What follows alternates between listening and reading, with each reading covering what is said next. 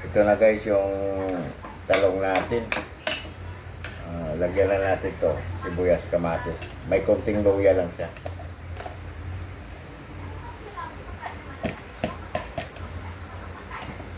Tapos pigaan natin ng lagyan natin konting bagoong.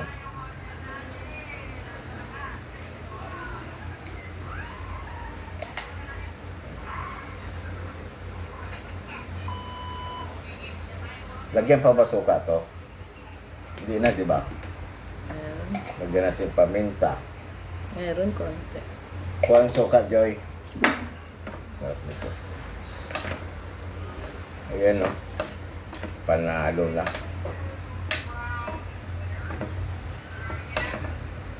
Napadami at ang bagoong.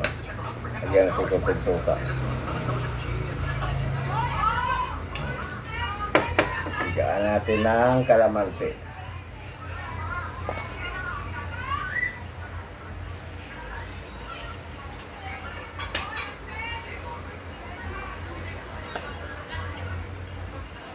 Sarap nito guys. Tapos inihaw na tilapia. Okay, lagay mo na ito dito, no?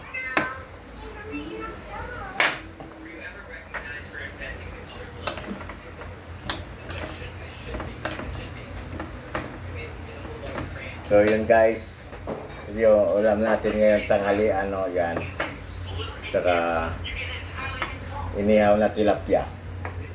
So yan, maglalunch na kami kasi mag-11 o'clock na. So yun, kasi pangit yung inihaw kapag hindi na siya mainit. God bless po sa mga nanonood.